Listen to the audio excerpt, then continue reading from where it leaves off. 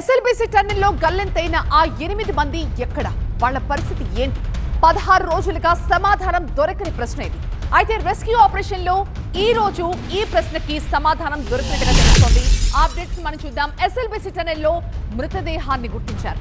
తవ్వకాల్లో మనిషి చేతిని గుర్తించింది రెస్క్యూ టీం. టీబీఎం మెషిన్ లో మృతదేహం ఇరుక్కున్నట్లుగా నిర్ధారించారు. కెడావర్ డాగ్స్ గుర్తించిన ప్రాంతంలోనే డెడ్ బాడీ లభించినట్లుగా చెప్తున్నాయి రెస్క్యూ బృందాలు. టీబీఎం మెషిన్ విడి భాగాలు రెస్క్యూ ఆపరేషన్ కి ఇంకా అడ్డంకిగానే ఉన్నాయి. టీబీఎం మెషిన్ విడి భాగాలని గ్యాస్ కట్టర్స్ తో కట్ చేస్తున్నారు. లోపలికి వెళ్లేందుకు రెస్క్యూ టీమ్స్ ప్రయత్నాలు చేస్తున్నాయి. మధ్యాహ్నం లేదా సాయంత్రానికి మృతదేహాన్ని వెలికి తీసే అవకాశం ఉంది అంటున్నారు. టన్నెల్లోని 14వ కిలోమీటర్ ప్రాంతంలోని D2 పాయింట్ వద్ద ఈ స్పాట్ ఉన్నట్టుగా తెలుస్తోంది. కేరళ నుంచి రప్పించిన కెడావర్ డాగ్స్ మనుషులను పసిగట్టాయి. డాగ్ స్క్వాడ్ గుర్తించిన ప్రాంతాల్లో తవ్వకాలు జరిపిన రెస్క్యూ టీమ్ కి మానవ చర్మం కూడా లభించింది. ఫిబ్రవరి 22 నుంచి సాగుతున్న ఈ అన్వేషణలో 16 రోజుల తర్వాత లభించిన కీలకమైన ఆధారం ఇది.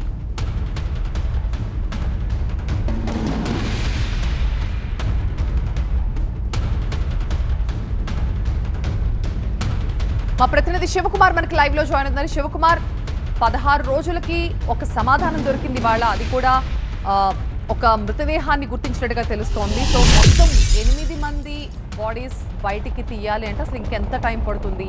ఎన్ని రోజులు సమయం పట్టే అవకాశం ఉంది? రైట్, 15 రోజుల రెస్క్యూ ఆపరేషన్ తర్వాత ఎస్ఎల్బీసీ టన్నెల్లో గల్లంతైనటువంటి కార్మికుల్లో ఒకరికి సంబంధించినటువంటి ఆనవాళ్ళు అయితే లభించినట్టుగా తెలుస్తుంది. ఏదైతే 2 రోజుల క్రితం కేరళ నుంచి వచ్చినటువంటి క్యాడావర్ డాగ్స్ 2 కూడా ఈ 2 స్పాట్స్ను ఐడెంటిఫై చేయడం జరిగింది. ఆ 2 స్పాట్స్లో అప్పటి నుంచి కూడా తవ్వకాలు అనేది కొనసాగుతున్నాయి. అయితే నిన్న సాయంత్రం సమయంలో ఒక స్పాట్లో కొంత పురోగతి అయితే రెస్క్యూ టీమ్ సాధించడం జరిగింది.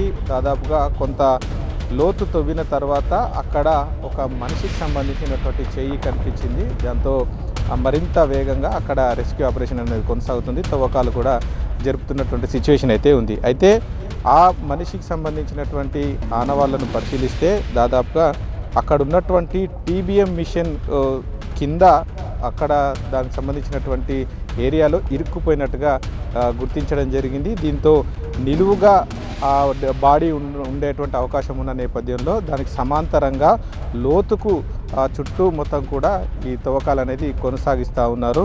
దానికి సంబంధించి చాలా కష్టతరంగా ఉంది ఆ ప్రాంతంలో తవ్వకాలు జరపడం అనేది. పూర్తిగా మట్టి అలాగే రాళ్ళు అదంతా కూడా మొత్తం ఒక కాంక్రీట్ మాదిరిగా ఏర్పడడం, అలాగే నీరు కూడా బయటికి ఉబికిరా వస్తున్న నేపథ్యంలో అక్కడ తవ్వకాలు జరపడం అనేది కొంచెం కష్టతరంగా మారింది. అయితే అదే ప్రాంతాల్లో టీబీఎం మిషన్ కూడా ఉండడంతో ఆ టీబీఎం మిషన్ శకలాల్లో ఈ మృతదేహం ఉండేటువంటి అవకాశం ఉన్న నేపథ్యంలో వాటిని కూడా గ్యాస్ కట్టర్స్ తెప్పించి కట్ చేసినటువంటి సిచ్యువేషన్ అయితే ఉంది. అయితే ఈ సాయంత్రం లేదా రాత్రిలోగా అక్కడ ఉన్నటువంటి డెడ్ బాడీని బయటికి తీసేటువంటి అవకాశం ఉన్నటువంటి అంచనాలు అయితే వేస్తూ ఉన్నారు. ఇక మరొక స్పాట్లో దీనికి సమాంతరంగా అయితే తవ్వకాలు జరుగుతూ ఉన్నాయి.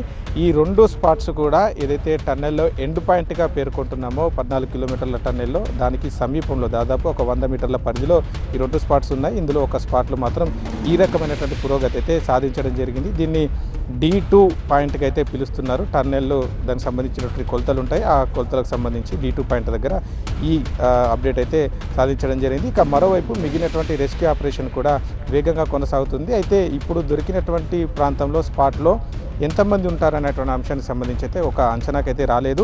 ప్రస్తుతానికి కనిపించినటువంటి చేయికి సంబంధించినటువంటి పూర్తి బాడీని వెలికి తీయడం అనేది ఇప్పుడు ఒక సవాల్గా మారింది. దాన్ని బయటికి తీసిన తర్వాతనే మిగిలినటువంటి అప్డేట్ అవకాశం ఉంది. అయితే అదే ప్రాంతంలో మరికొన్ని మృతదేహాలు ఉండేటువంటి అవకాశం కూడా ఉంది. ఎందుకంటే నిన్న సమీక్ష జరిపినటువంటి మంత్రి ఉత్తమ్ కుమార్ రెడ్డి కూడా ఇక్కడ అదే విషయం చెప్పాడు. దాదాపుగా ముగ్గురికి సంబంధించినటువంటి ఆనవాళ్ళు దొరికేటువంటి అవకాశం ఉంటుంది. ఇవాళ ఉదయం లోపు దానికి ఒక అప్డేట్ వచ్చే అవకాశం ఉందని ఆయన నిన్ననే చెప్పడం జరిగింది. అయితే దీనికి సంబంధించి ఇవాళ మనం అప్డేట్ అయితే చూస్తూ ఉన్నాం. దీనికి సంబంధించి అయితే ఇప్పటి వరకు అధికారులు ఇప్పటివరకు అయితే ఎలాంటి ధృవీకరణ చేయకపోయినప్పటికీ రెస్క్యూ టీమ్స్ మాత్రమే చెప్తా ఉన్నారు. ఎవరి బాడీ ఎక్కడ ఎవరిది ఉన్నది అనేది తెలుసుకోవడం కూడా చాలా కష్టం. మరి ఏంటి, దానికి ఎలాంటి ఏర్పాట్లు చేస్తున్నారు? గుర్తించేందుకు ఎలాంటి చర్యలు తీసుకుంటున్నారు? అయితే ప్రస్తుతం ఇప్పుడు జరుపుతున్నటువంటి స్పాట్లో తవ్వకాలు అయితే కొనసాగుతున్నాయి. ఒకవేళ అక్కడే ఇంకొన్ని మృతదేహాలు దొరికితే వాటిని ఎలా ఐడెంటిఫై చేయాలనే అంశానికి సంబంధించి కూడా కొంత ఆందోళనకర పరిస్థితి అయితే ఉంది. ఎందుకంటే పెద్ద మొత్తంలో ప్రమాదం అనేది జరిగింది. గతంలో ఎన్నడూ టన్నెల్ చరిత్రలో జరిగినటువంటి ప్రమాదంగా దీన్ని అభివర్ణిస్తున్నారు. అంటే 1500 టన్నుల టీబీఎం మిషనే దాదాపు 200 మీటర్లు ముందుకు తోసేసినటువంటి ఆ ప్రెజర్ ఉన్న నేపథ్యంలో ఈ ఇంత ప్రెజర్ను ఒక మనిషి పైన పడితే ఏ రకంగా ఉంటుంది అనేది ఒకసారి మనం అంచనా వేసుకోవచ్చు. అయితే దానికి సంబంధించి డెడ్ బాడీలు దొరుకుతాయా లేకపోతే ఇంకే రకమైనటువంటి ఆనవాళ్ళు దొరుకుతాయా అనే అంశానికి సంబంధించి అయితే ఇప్పటివరకు ఎటువంటి అంచనా లేదు. వచ్చిన దాన్ని లభించిన దాన్ని బట్టి ఆధారంగా మిగిలినటువంటి అప్డేట్ అయితే కొనసాగేటువంటి అవకాశం ఉంది. రైట్ శివకుమార్.